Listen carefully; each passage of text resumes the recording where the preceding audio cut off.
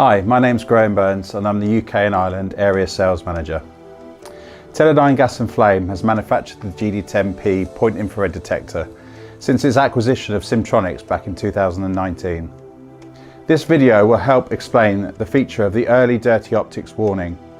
Often confused with a conventional fault, this feature will allow you to reduce the amount of times responding to false alarms and unplanned maintenance. The GD10P technology relies on infrared light being emitted, reflected and detected within the gas detection path of the device. The device calculates the amount of gas present against the amount of infrared light absorbed when reflected off the mirror within the gas detection path. As well as gas, there's other substances that will absorb infrared light within the device. Water vapour, humidity, dirt, dust and any other contaminant on the lens. To help reduce false alarms, the GD10P has been designed with two infrared paths.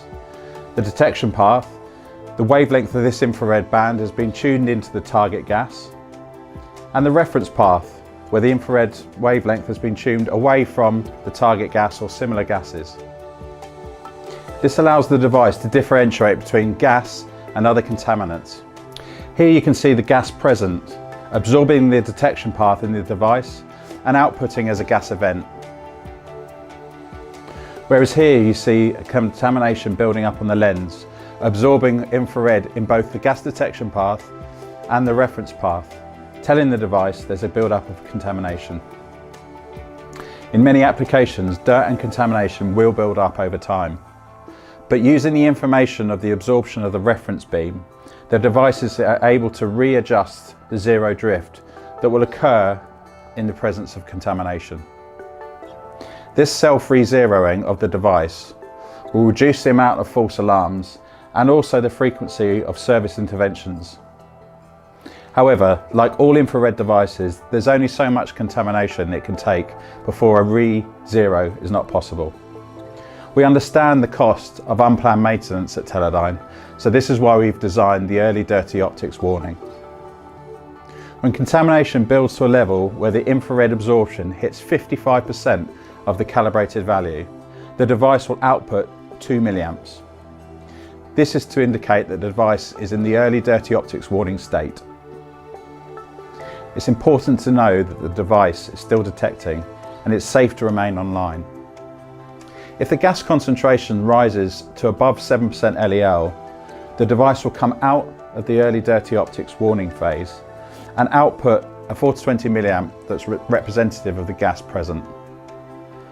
When the gas then drops down below 7% LEL, it reverts back to the early dirty optics warning and again outputs 2 milliamps, again indicating that the device needs to be cleaned.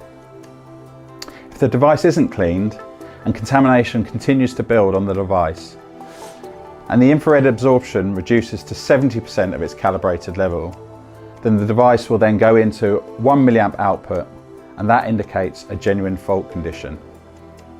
In this state, the device is no longer detecting and needs to be taken offline.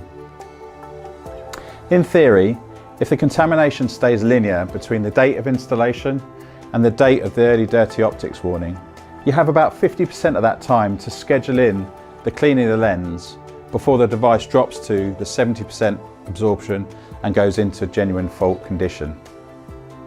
To summarise, when the device goes into the early dirty optics warning state and outputs 2 milliamps, the device is still detecting. What it means is you should schedule in either a device swap out or a lens clean into your maintenance schedule. If you have any questions about the GD10P or any of our other gas and flame detection products, please do not hesitate to contact us.